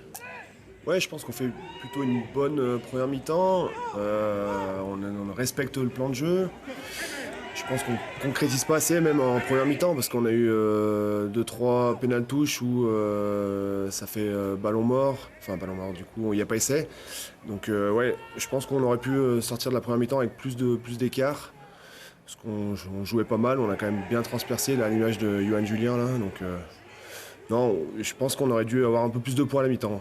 Ouais, Dim, tu as le même ressenti toi sur le terrain de cette première mi-temps? Ah ouais, Charles a tout résumé. On aurait dû creuser un peu plus l'écart. Après, on n'est pas tombé non plus contre une équipe de bas de tableau. Donc, à part voilà, les actions comme Charles et ce qu'il a fait, ça va être un peu compliqué. C'est à cause de lui qu'on aurait pu être tranchant. Coco, toi, tu as ton avis un peu du bord de la pelouse là, sur cette première période où quand même on vous a vu assez dominateur. Ouais, je rejoins un peu ce qu'a dit Charles. On est ultra dominateur, mais on n'est pas assez récompensé. L'écart aurait dû être plus conséquent à la mi-temps. Et ça, c'est notre problème récurrent depuis le début de la saison où on marque beaucoup de points, mais on n'en marque pas beaucoup par rapport à ce qu'on devrait marquer. On se crée beaucoup d'occasions, mais on ne concrétise pas assez. Et c'est là où est notre défi pour l'avenir. Notre marge de progression se situe ici, où si on veut aller plus loin, il faut qu'on concrétise vraiment plus fort nos occasions. Alors Dim, on a vu que Maël Moineau était titularisé en 10 et ça a donné aussi un match où vous avez fait le choix très rapidement de ne pas prendre les points, mais d'aller quasiment tout le temps en touche, de jouer tous les ballons. C'est quelque chose qui est récurrent ou ça dépend de chaque match, la stratégie? Non, là pour le coup, on a eu Mazo qui a été blessé, donc du coup il a fallu s'adapter. Maël joue depuis plusieurs matchs 10 et c'est vrai qu'il apporte une autre vision du jeu, c'est différent. Maintenant, on a été en touche, c'était un fait de jeu, on a voulu essayer d'appuyer sur une force qu'on avait l'année dernière. Bon, il faut qu'on se règle un petit peu plus et qu'on travaille un petit peu plus parce que la finition, comme dit Coco, laisse à désirer. On va voir cet essai magnifique de Olida. Il y a quand même certains joueurs qui marquent dans cette Fédérale 2. Coco, on voit par exemple Olida là, qu'on avait marqué, c'est physique, c'est pas mal quand même. Ouais, ça va vite. C'est physique, ça va vite, fort. Après, je pense qu'il pourrait s'en sortir encore mieux en utilisant un peu ses bras et tout pour mettre quelques raffus, aller défier un peu sur les extérieurs. Mais ouais, ça tape très fort. Il nous permet souvent d'avancer et ça nous fait du bien. Ouais. Charles, on a vu sur cette première mi-temps qu'une de vos forces a été un équilibre quand même entre ces ballons portés, entre ce jeu devant et du jeu qui fusait quand même assez vite à l'arrière. C'est ce qui fait aujourd'hui que vous êtes dans le haut de tableau, c'est l'équilibre entre les deux là? Ouais, c'est ça. Je trouve que par rapport à l'année dernière, on s'est bien amélioré là-dessus. Où l'année dernière, on misait beaucoup sur nos avants pour faire des groupés pénétrants et marquer la plupart de nos essais. Et là, cette année, je trouve qu'on a trouvé un équilibre où devant, on reste dominateur. Et derrière, avec Maël qui distribue bien le jeu. Et les jeunes qui ont des pattes et qui ont une belle vision du jeu. Donc je trouve qu'on alterne bien. On va faire une petite pause et on va lancer la deuxième partie du jeu. Vous allez reprendre vos téléphones. On va voir qui a les meilleures cultures rugby. Mon cher Kylian, le mot de passe, il est écrit sur l'ordinateur. Il y a un autocollant en gros et en blanc. Tu ne peux pas le manquer. Ça, c'est pour la régie. Et reprenez vos téléphones. Et vous allez pouvoir, s'il vous plaît, on en était avec Ladarde qui cherchait à avoir ce ballon du VRDR, qui m'a même demandé si j'en avais un deuxième au cas où, qui est premier.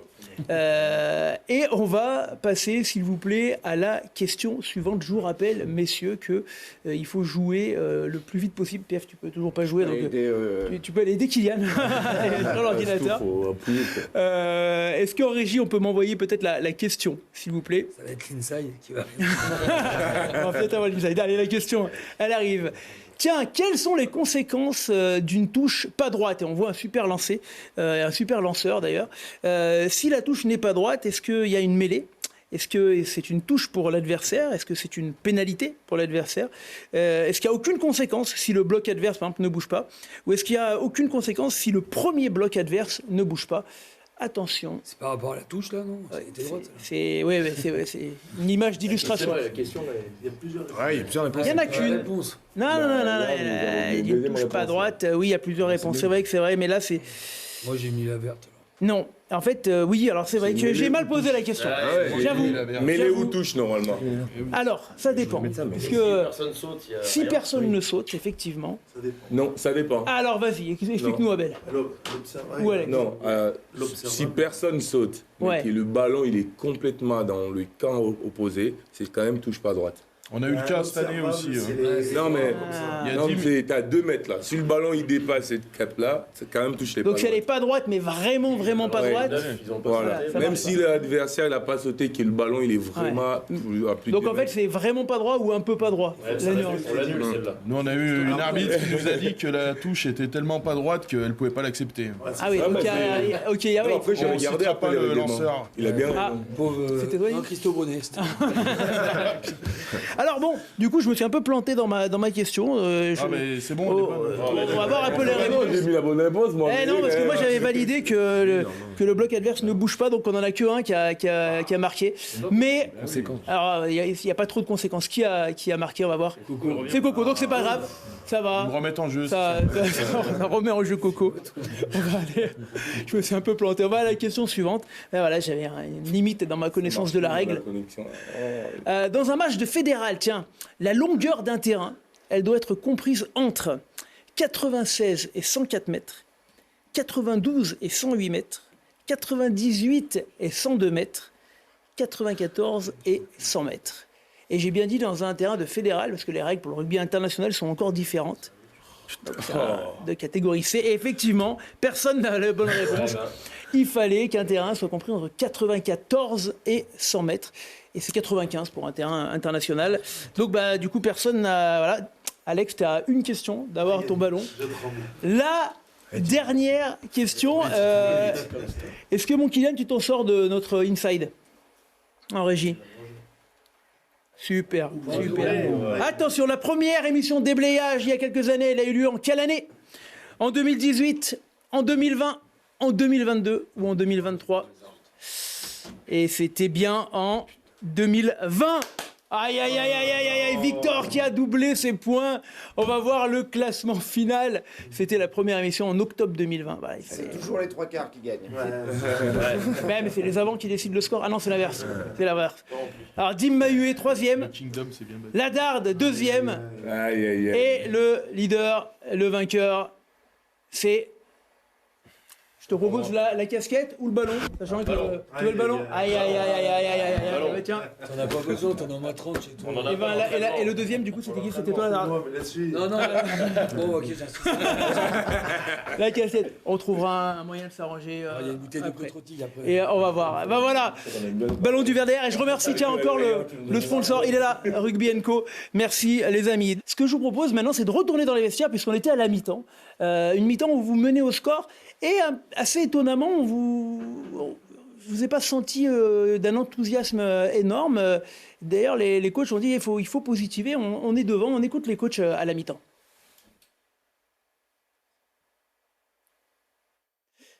Normalement. Est-ce que c'est en se gueulant dessus qu'on va devenir une grande équipe? Alors fermez vos putains de gueules. Là, en faisant n'importe quoi, en parlant et en voulant tous gérer le jeu, à contredire le 9 et le 10, on gagne. Donc fermez vos putains de gueules. Deux leaders de jeu. 9-10, on ferme nos gueules. Maël, il fait un choix, on ferme notre bouche, on le suit tous. C'est comme ça qu'on va devenir une grande équipe. Moi je me prends pour moi, si tant pis, c'est nous qui avons demandé les touches. On continue comme ça, on a commencé comme ça, on continue. On va y arriver. Ayez confiance, on est en train de les tuer ces mecs. Ils nous ont rien proposé. On a eu un petit coup de mou, ils nous marquent un essai, ils nous mettent au bout d'un temps. Les gars, c'est bien, il faut qu'on continue, on est en train de les asphyxier. Ok? Attention au plaquage, on baisse la mire, comme on a travaillé, un petit monte fort, aux jambes, il fait tomber, il roule pour se barrer, et on continue. Et il pourra rien nous reprendre. Prenez votre temps, on fait reculer le ballon, tranquillement, et là on pilote, et on y va. Et s'il faut aller 1 mètre derrière la ligne, on ira 1 mètre derrière la ligne. Ok? Donc les remplaçants, préparez-vous, c'est vous qui... Alors on va...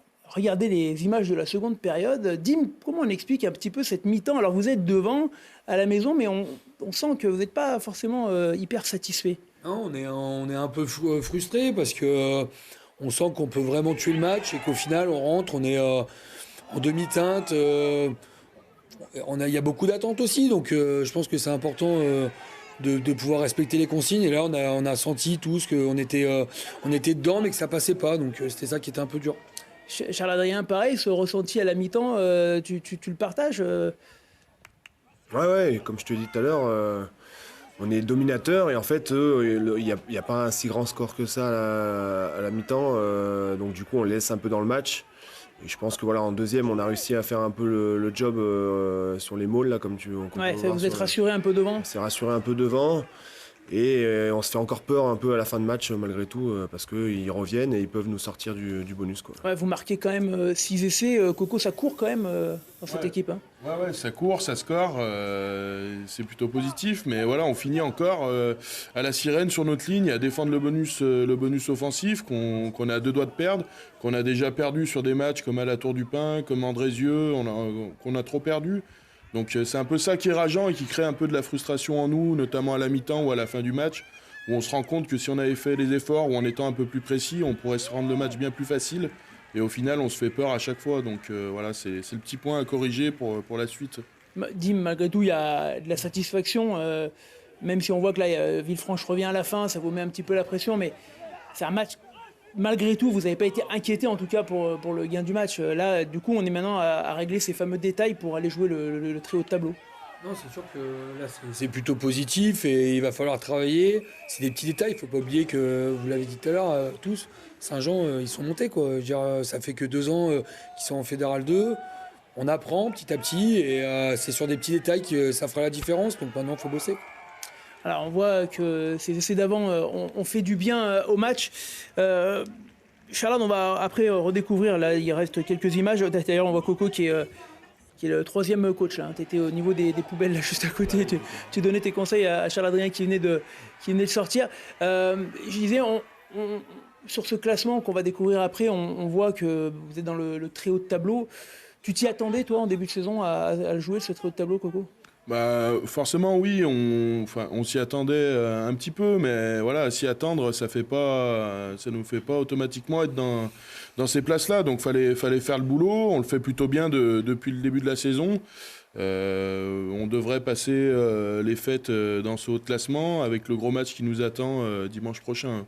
Alors on va regarder dans une poule relevée quand même. Hein. Dans une poule, tu vois, c'est très bien que tu le dises, PF, puisque on a la commission animation qui est là. On va regarder le classement, s'il vous plaît. C'est important le classement, puisque ça va aller dans le sens de ce que tu dis. La Bièvre, qui est leader, aucune défaite, 10 victoires, 10 matchs joués pour les hommes de Laurent Mignot, 47 points. Enfin, on est quasiment sur un début de championnat parfait. Devant donc Saint-Jean-de-Bourlay, 38 points. Voiron qui se repositionne avec sa victoire à l'extérieur, 32 points. Et puis dans le bas du classement, Saint-Savin et Saint-Claude. Mais attention, cette équipe de Saint-Savin qui certes est dernière, mais qui est assez emmerdante à jouer. Vous les avez joués déjà C'est une équipe qui est compliquée et qui en fera douter plus d'un. On va passer à la Fédérale 1, mais avant, on a un petit coup de fil à passer justement pour un ancien joueur de Fédérale 2. C'est un ancien joueur de Vinay qui est maintenant du côté de Chambéry, et c'est Antoine Ferreira. On va essayer de l'appeler en direct. Antoine, est-ce que c'est possible? Ah, j'ai plus rien à l'antenne. Ça y est.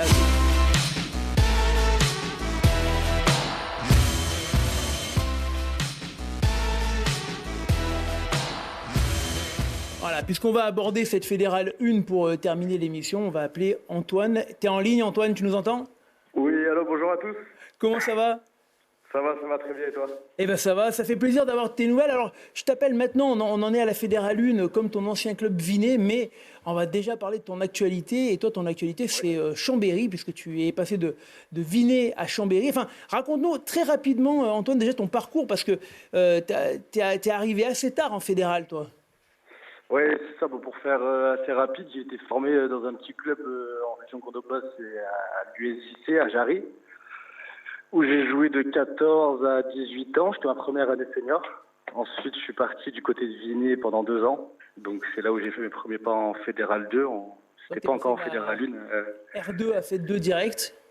C'est ça. Et après, de fait 2, là, l'année dernière, je suis parti à Chambéry. Donc, j'étais espoir pro l'année dernière, donc en moins de 21. Et là, cette année, j'ai signé mon premier contrat avec l'équipe première. Donc tout va très très vite et on s'est croisés il y a quelques semaines. Tu me racontais que même toi, tu étais surpris finalement parce que là, tu avais vraiment du temps de jeu cette année. Oui, c'est vrai que l'année dernière, quand je suis arrivé, quand tu es un petit jeune qui arrive pour gratter un peu de temps de jeu, c'est compliqué. Et cette année, c'est vrai que les coachs font plutôt bien tourner et surtout, ils font confiance. Donc après, à nous de faire le boulot, de pour montrer qu'on peut avoir notre place et avoir un peu plus de temps de jeu. Hein. Alors Chambéry a été un peu traumatisé la saison dernière avec la non-montée malgré la saison extraordinaire. Ça n'a pas été trop dur à l'intersaison? C'était, on va dire, surtout compliqué de couper parce que quand on perd une finale comme ça à la dernière action, on se voyait un petit peu en Pro D2, donc c'est vrai que ça fait un peu du mal, mais les vacances ont fait du bien. Et quand on est revenu après en juillet, je pense qu'on avait juste envie de revivre ces moments parce que c'était quand même des moments de dingue qu'on a vécu, même si on n'a pas eu ce qu'on voulait au final. Je pense qu'on était encore plus motivés pour réitérer cette belle aventure. Alors, la poule de nationale, elle est relevée encore une fois cette année. Il n'y a aucun match qui est facile, là. On l'a vu encore sur votre dernière sortie. Hein. Ah oui, non, franchement, en national, et je dirais que c'est encore plus que l'année dernière, parce que l'année dernière, tu avais quand même Langon, Tarbes qui étaient en bas de tableau, alors que là, par exemple, les équipes qui viennent de monter, on voit une équipe de New York qui est plutôt bien placée. De tête, il me semble qu'ils sont 7e, alors qu'ils viennent de monter. Rennes aussi, ouais. Nous, on n'est même pas allé gagner là-bas. Rennes qui a réussi à faire tomber Narbonne. Donc vraiment, tous les matchs sont compliqués et il faut vraiment... Ouais, c'est vraiment compliqué d'aller gagner. Il n'y a pas de petites équipes. Tu me disais l'autre jour, et on va faire un petit rapprochement, c'est que tu gardais toi toujours un œil sur tes deux clubs dans lesquels tu as joué avant. Tu as encore toute ta bande de potes et même si tu es maintenant professionnel, tu loupes pas un résultat ni de Jarry ni de Vinay. Ouais, c'est vrai. Moi, tous les dimanches, la plupart du temps, je suis à Jarry. J'essaie de passer quand même de temps en temps à Vinay, mais c'est vrai que je loupe rien. Là. D'ailleurs, les deux, ils ont pris 50 points ce week-end, je crois. Jarry, Albertville et Vinay aussi. C'était pas un bon week-end. Non, pour eux, c'était pas forcément un bon week-end, comme pour nous, à Chambé. C'était mauvais. Mais oui, bien sûr, je garde un contact avec eux. Du coup, Antoine, ton prochain match avec Chambé? Prochain match, c'est ce samedi à Bourg-en-Bresse. Premier match retour. Donc voilà, c'est l'occasion de se rattraper du dernier match là qu'on a perdu d'1 point contre Suresnes.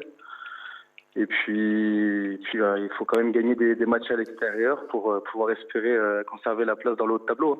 Dans ce derby difficile d'ailleurs, un match que j'aurai le plaisir de commenter pour Rugby Rama, je vous encourage à le regarder. Ce match Bourg-en-Bresse-Chambéry qui aura lieu samedi soir, hein. C'est bien ça Antoine? C'est ça, exact. Samedi soir à 19h30. Merci beaucoup Antoine d'avoir été avec nous. Eh bien avec plaisir. C'est bonne soirée à tous, c'est une petite bise à mon Abel. Voilà, il est là, j'allais lui poser la question derrière, ne t'inquiète pas, il allait parler de toi. Ciao Antoine.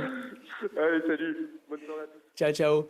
Bon Abel, toi tu l'as côtoyé à Vinay, il est arrivé de Jarry en R2, tout de suite titulaire en Fait 2, il arrive à Chambé quasiment titulaire dans les premiers mois, c'est assez fou quand même ce qui lui arrive. Totalement fou, après c'est un jeune qui adorait vraiment travailler, qui voulait apprendre, qui posait beaucoup de questions, qui était vraiment là pour apprendre et il faisait vraiment tout parfait, quoi. Il était vraiment là, c'est vraiment un bon jeune. Et moi, je me rappelle, son premier match en équipe première à Vinay, c'était moi son chauffeur. On avait rendez-vous à 10h15. On arrive au péage des Vorets, puis il restait 9 minutes. Et je lui dis, t'inquiète pas, dans 8 minutes, on est au stade, tu vas être en l'air. Il était stressé, c'était son premier match en équipe première. Et en 8 minutes, à 10h15, on était au stade des Vinay. Je lui dis, voilà. Pourquoi, t'as un problème avec les heures, Abel? Non, il fallait juste rouler. Bon, merci en tout cas. La Fédérale 1, et là on a une poule très régionale qui est aussi une poule très intense. Et avec la victoire, on a des essais de Saint-Jean-Royan. Alors j'avais une image incroyable de Jocelyn Arnaud que je ne peux pas vous montrer, je la mettrai sur Internet, puisqu'il était... je ne peux pas vous le dire, je la mettrai sur Internet parce qu'elle est assez incroyable. Mais en tout cas, Saint-Jean-Royan qui continue son bon championnat, son même très bon championnat et qui va s'imposer à l'extérieur avec déjà cet essai en contre. Et puis... une équipe de Saint-Jean, on avait eu Romain Végnat qui nous avait donné des nouvelles il y a quelques jours, qui va à Berlétan, donc 20-10. Nuit Saint-Georges s'impose contre Château-Renard et Montmélian qui fait la très très très grosse perf PF là puisqu'il gagne Annonay, c'était le choc, premier contre deuxième, et Montmélian qui prend la tête de ce championnat dans un stade plein comme un œuf. Ouais, j'ai eu le capitaine Simon Héritier ce matin. Alors, ils prennent un carton rouge à la 20e minute à Annonay. Après, ils en prennent 2 en deuxième mi-temps. Donc, ils se retrouvent des fois à des moments 13 sur le terrain. Ouais, ça a été compliqué. Sous les ballons hauts, ça a été perfectible. Sur les molles, et du coup, ils se sont retrouvés en difficulté. Voilà, un petit arbitrage maison sur les échos que j'ai eu, bien sûr. Attention. Il y a 29-6. L'écart est quand même là. Hein. Bien sûr, il est là. L'écart est quand même là. Et après, Montmélian. Et Montmélian, c'est une équipe qui, quand même, est en progression constante depuis 5-6 ans. Chaque année, ils font mieux que l'année précédente. Ouais, et puis avec un groupe plutôt stable, à chaque fois, ils vont vraiment apporter les nouveaux joueurs. C'est plutôt une plus-value et ça joue avec un plan de jeu qui est plutôt intéressant et dynamique. Tu nous as mis dans l'embarras là. Non, je plaisante. Avec Annecy qui avait gagné son premier match la semaine dernière à l'extérieur et qui a failli doubler la mise, mais dans un terrain très très boueux. C'était la seule action du match, m'a dit le coach. Défaite 11-10 face aux 15 du Coudon à la maison. Malheureusement, Agde s'impose à l'extérieur et Vinet. Alors on a quelques essais, mon cher Abel, qui a pris l'eau du côté de Bédaride. Bédaride dont l'histoire est un petit peu particulière, parce que Bédaride joue en National 2, a été rétrogradé, et Bédaride qui s'impose du coup contre Vinet. C'était un match à oublier, et Abel là pour les Vinotes. T'en as eu des copains un petit peu après le match là? J'ai pas eu trop de retours, mais après à mon avis ils ont déjà oublié avec le retour dans le bus là, il a tout oublié et ils penseront déjà aux prochains matchs qui vont arriver et après ça va être compliqué. Après je trouve que quand tu montes de Fédéral 2 en Fédéral 1, t'as vraiment peu de temps. Tu montes en début juin, la saison attaque au mois de septembre et tous la partie recrutement que tu en as besoin pour la Fédéral 1, c'est presque trop tard pour faire. Donc ton premier groupe là, il doit tenir déjà la baraque la première saison. Notamment devant pour la poussée en mêlée. Devant parce que ça change aussi beaucoup de choses et les règles ça change. Et là la première année c'est un peu compliqué, mais après là je pense que ça va y aller, mais ça va y aller pour eux. Allez, le classement de cette Fédérale 1, poule 2 avec Montmélian qui prend la tête du coup seul devant Annonay, 40 points, Annonay 36, Saint-Jean-Royan 3e, 33 points, Bédaride, Nuit-Saint-Georges et derrière Annecy et Gruissant ferment la marche. Un petit coup d'œil rapide sur la Nationale 2 pour clôturer cette émission. La Nationale 2 avec quasiment que des victoires à domicile, notamment de la Seine, de Auch, de Vienne, de Nîmes et de Aubenas, et puis Tricastin qui n'a pas pu jouer contre Rumilly. Le classement de cette Nationale 2 où Vienne remonte après un début de saison compliqué, les voilà 3e, mais Rumilly qui est leader et qui fait une super saison devant Mâcon. À noter que le Servette de Genève ou Nîmes, qui était annoncé comme favori pour l'instant, sont encore dans les starting blocks de ce championnat de National 2. Coup d'œil rapide en National également, où on voit que Bourgoin, bon là c'était un morceau compliqué pour les Bergaliens, mais avec Narbonne, s'incline à Narbonne 31-10, mais Bourgoin qui n'y arrive pas cette année.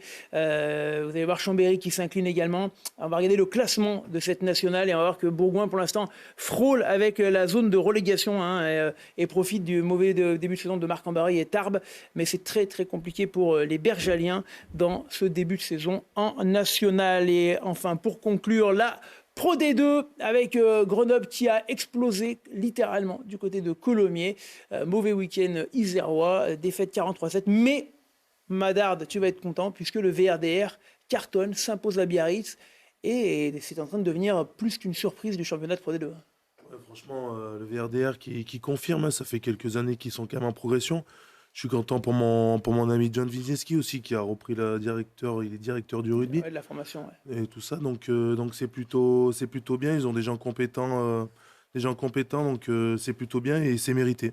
Voilà, le classement peut-être de la Pro D2 pour conclure. On voit que Vannes est leader devant donc le VRDR, 43 points, et Grenoble qui dégringole dans la deuxième partie du classement. Nous voilà à la fin de cette émission. On est quasiment dans les délais, c'est parfait.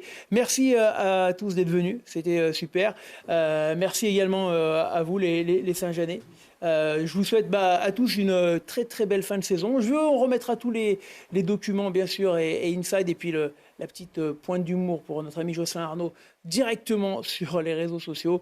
Moi je vous donne rendez-vous la semaine prochaine pour une émission extraordinaire. Il y aura 8 coachs de 8 clubs différents et on a des cadeaux incroyables à vous faire gagner. Des montres Eden Park, des invitations au parc de loisirs, enfin il y a plein de choses. C'est l'émission de Noël bien sûr, peut-être qu'on sera même déguisé, on verra. Ça sera la semaine prochaine, lundi pour la dernière de l'année. Merci à toutes et à tous. Ciao ciao.